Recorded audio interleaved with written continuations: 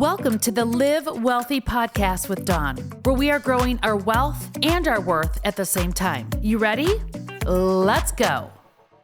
Well, welcome back once again to Living Wealthy with Dawn Dalby. This podcast is designed to help people build both their wealth and their worth at the same time. And in this episode, I am talking to small business owners, entrepreneurs, network marketers, people that have 1099 income and are wanting to understand really how to best utilize that income and the tax benefits that you have from 1099 income.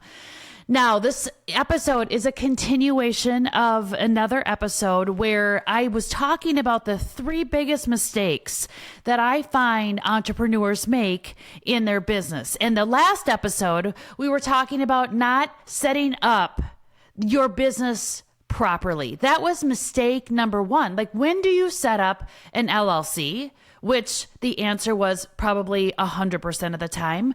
But do you elect to file as an S Corp or an LLC, or how do you actually pay your taxes? And then if you do elect to file as an S Corp, what are the advantages that you have available to you as a 1099 business owner? So today, we are also going to get a little bit nit and gritty with the taxation code, because I want to talk to you today about mistake number 2. Now, I have been connected with a public accountant, a certified public accountant, a CPA, who helps pretty much every single one of my clients out with their taxes. And his name is Todd. And what he told me, which is mistake number 2, is that most entrepreneurs miss their full tax write-offs. Like, all of the tax write-offs that are available to us as business owners, but so many times we miss so many of them. In fact, I am looking at a form right now that has approximately 125 different categories that you can write for tax write-offs. Like, there's 125 things that you should go through, categories, and be like, am I writing this off? Am I writing that off? Am I writing this off? Now, most of us business owners, we know we're smart enough. If we're smart enough to have a business and be an entrepreneur and roll up our sleeves and do a business, we know that there's tax write-offs, right? So we understand that. But so many times what we do is we get the big tax write-offs. Like, we understand what are the biggest tax write-offs, but then we negate or forget all the ancillary tax write-offs that happen in conjunction with these larger tax write-offs. That's why there's 125 different opportunities for you to take advantage of as a business expense for you to reduce these taxes. So what am I talking about? So typically, I find that people understand, yes, okay, Dawn, I know I can write off a percentage of my home office because I'm now working out of my home. Like, what business owner doesn't work outside or work from their home? Work in their home, not outside. Well, sometimes we work outside of our home, but that's at our home. We all work from home, right? We all spend a portion of our time working from our home office. Your home office might be an office. Your home office might be outside by the pool. Your home office is a part of the house. How much time do you spend in that home office? But most importantly, for this tax write-off that most of us get, writing off a percentage of your home, like the mortgage, like a percentage. So if your home office is 10% of your home, you should be writing off 10% of your mortgage. Many times, but us business owners, we get that. We write off our home. We write off a portion of our cars. Like, I don't write off my entire car because I don't entirely use it for business, but I write off the portion that I use for business. We think about, and we understand, we write off the house, the car, our business supplies, our business expenses, travel, etc. But what we forget are the expenses associated, let's say, with our home, or the expenses associated with our cars. So what am I saying? So we pay taxes, we pay property taxes on our home. We pay taxes on our cars. Are we writing those off? Are we writing off the insurance associated with our home? And what percentage of our home we're writing off? And we can write off the equal amount of percentage for that insurance or property taxes. What about the insurance for your car?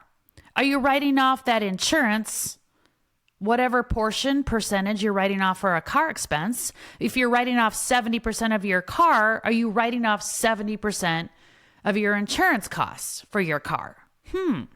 Some of you might be like, what? I've missed that. Or what about your home utilities? A portion of everything that it takes, all your utilities, like the air condition. Like if you were in the office, you'd be charged for a portion of that air condition, right? Or the lights, or, whatever, like garbage, like whatever it is, like you would be paying that. Are you writing off that percentage from your homeowners or from being working in your home? Are you doing that? And then what are the utilities with a car? Well, like what makes your car go? It's gas, right? Are you writing off your gasoline? Or if you have a hybrid, a car, are you writing off a portion of what it costs for you to have your electric, the electric for your car? Like, are you writing that stuff off? Or what about the maintenance around your house? You have landscaping, you have, things break down in your office. Like, are you writing off a percentage of your maintenance for your house and your car? Like, what's maintenance for car? Like, what if you got in a car accident? You have a deductible. What are your car repairs? Your car washes? Like, it takes a lot of money to run those damn cars. And are you fully utilizing your full tax deduction? Or what about you live in a community that has homeowners association dues? Could that be a write-off for you? Yes, I would always, like I say all the time, I'm not a CPA. Check with your tax preparer. Most importantly, you should have not just a preparer, you should have a tax advisor. If you don't have one, I have resources for you with the best CPAs that are going to be proactive with your taxes. But are you writing off? Are you writing off the homeowners association? Or what about your car tabs? Like, there's so many other things associated with those bigger expenses that we miss as business owners. We get that, like, we write off the travel, we write off the education, we write off, the supplies, the copier, the paper, the phone, the blah, blah, blah, blah, blah. But we forget some of these other things. There's, like I said, 125 of them. If you need access to this list, just let me know. You can, I have a course called Deduct It that you can have access to. And you can see my list. You can see my top 10 tax strategies I have for network marketers, business owners, entrepreneurs. Like, how do you making sure you're taking advantage of all of the write-offs. In fact, from my research, and I said this on the last podcast, but the average, or did I say it on the last podcast or did I say it somewhere? I said it somewhere. I don't remember where, but the average business owner misses about $9,000 in tax write-offs. $9,000 a year. What could you do with that $9,000? Remember, it's not just $9,000 because you had to make maybe $12,000 or $15,000 to even have that $9,000, right? Because you had to pay taxes on the $9,000. So there's thousands of dollars that potentially most people are missing from a taxation perspective to write off your expenses and do it legally. Like, we don't have to do this. Like, there are legal things you can do that are designed to protect business owners because life is expensive. Running a business is expensive. There's legal ways to do your taxes and to do them right, and working with a CPA so they have a set of eyes on it too, and still save yourself a ton of money, like thousands, right? That's what the research says. So do you know what else? You know what else from all of these expenses that we miss is that if you have a business and you have income coming in from that business and you've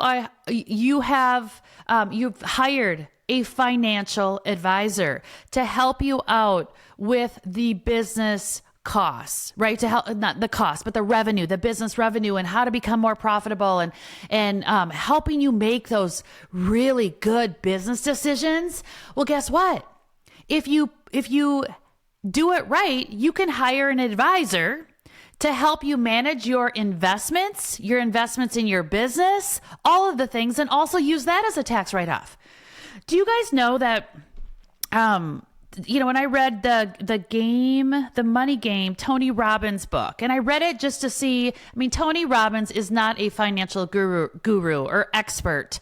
I've been in the business for a quarter of a century. Ooh, almost a quarter of a century. That's crazy. Almost 25 years. But so I wanted to know what Tony, all of his research, what was he saying? Well, I learned in his book because I hadn't done the research, but it costs the average investor who has money in 401ks and IRAs and Roth IRAs and taxable brokerage accounts. It costs the investor on average, I believe it was over 3%. I believe it was 3.17% in investment costs that are typically hidden from the investor, that it costs you about 3% to have your money invested. But a lot of those fees are hidden, so you don't really understand what you're even paying, let alone where the fees are going, and you don't have access to writing them off. Well, what if instead you paid for financial advice to help your business grow? And some of those fees, instead of them being buried, you actually only paid 1% versus the 3% because you're working with somebody that's actually a fiduciary, someone who you can trust that can help you with your finances and your financial plan, but only be charging you approximately 1% or even less. But that 1% becomes an advice fee that is now related to your business that could potentially be a tax write-off. Then you're, instead of paying 1%, maybe because you're deducting that against your business, now it's only maybe 0.6 or 0.7%, depending on what your tax bracket is. Do you guys see the value there? So a fiduciary, you should always work with a fiduciary, no matter if you have only $10,000 in a 401k, an IRA, or you just have little money sitting around, or you have millions. I just met with someone that has $30 million of assets sitting around. It's well, what are your fees? How are you writing this off? It's oh my gosh, huge opportunities, you guys. So make sure that your fees are not buried, that they're transparent in your investments, and that you use that fee and work with an advisor that's going to help you write off that fee in a legal way if you have legal income coming in, so then you can get the best bang, the best decisions making for your business to help you grow.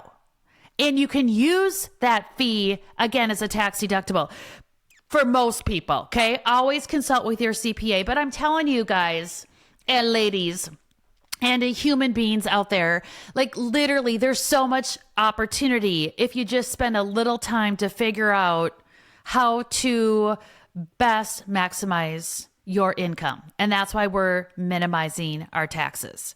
So advisory fees, financial advisory. By the way, I don't care how much you make, everyone needs a financial advisor. And I'm not just here to plug a financial advisor. I'm here to plug the fact that everybody needs a financial plan. Whether you plan with me, you plan with whomever, that doesn't matter. But what matters is that you have a financial plan, because a financial plan is going to allow you to look at all of the details, all of the financial opportunities to help you maximize your income.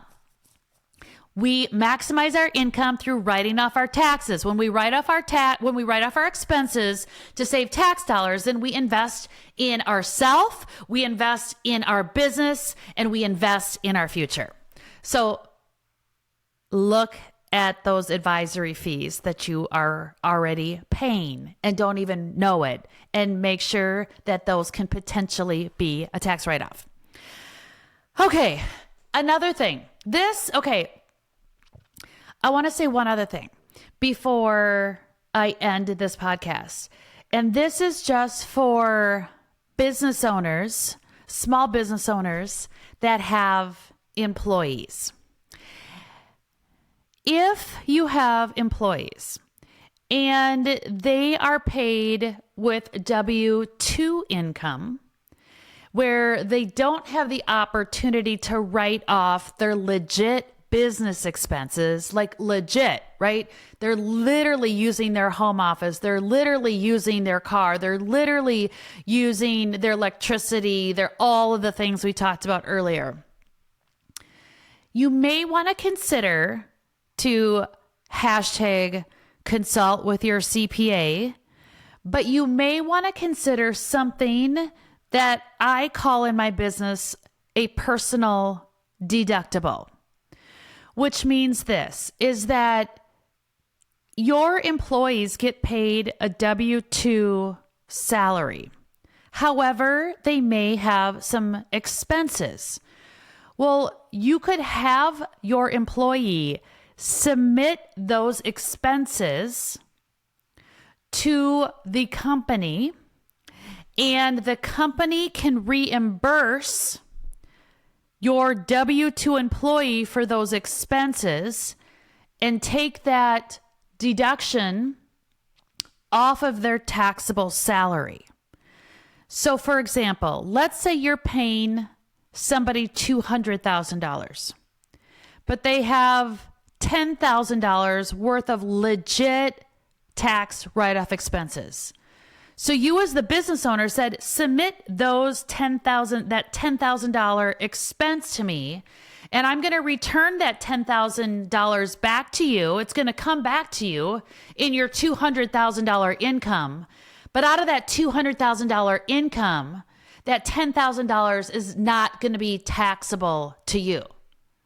So the employee still has a $200,000 income, but $10,000 of that is non-taxable to them. So they pay a little bit less in taxes. The business owner gets the legit tax write-off. And this is legal. Legal if it applies in your business. And again, I'm not a CPA.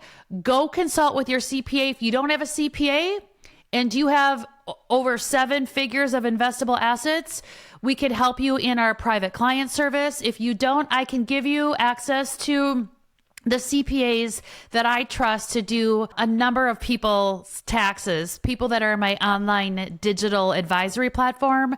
I have a link that I can send you to get connected with a business strategist, which will get you connected with a CPA if some of this stuff would apply to you. Okay. So I have resources for you because it's so vitally important. So I'm going to wrap up. Second biggest mistake is not taking full advantage of all of your write-offs. What are they? They're all of the things we discussed. There's 125 of them, if not more. Are you fully taking advantage of all the ancillary write-offs? Number 2, are you writing off your business financial advisory fee? Should be doing that.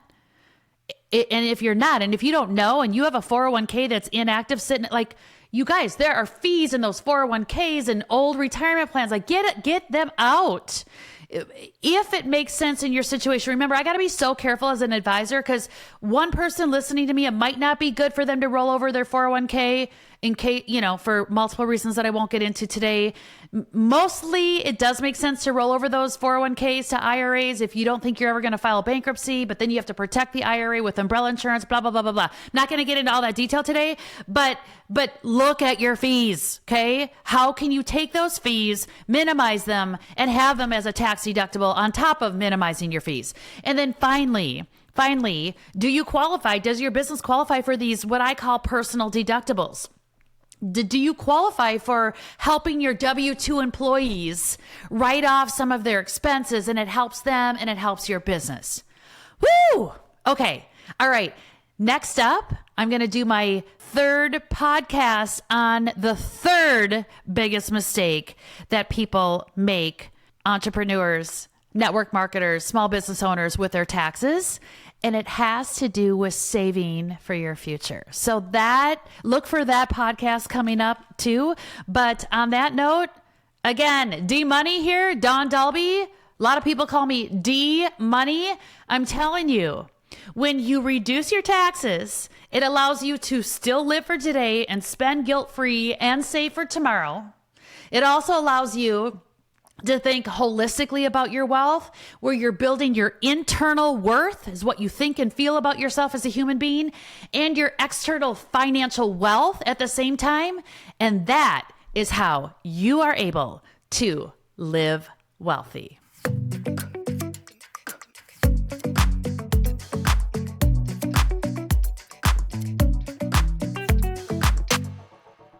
Now you can access the first of its kind online digital wealth advisory platform called Grow It. Inside of Grow It, you're going to design your own customized wealth style plan where you align your spending to your savings so you can still live for today and plan for tomorrow.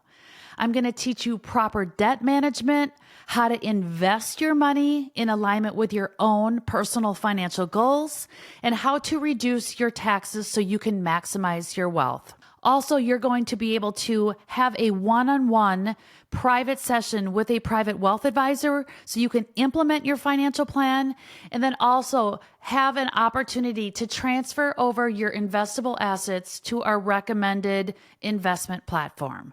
The time is now for you to start living wealthy.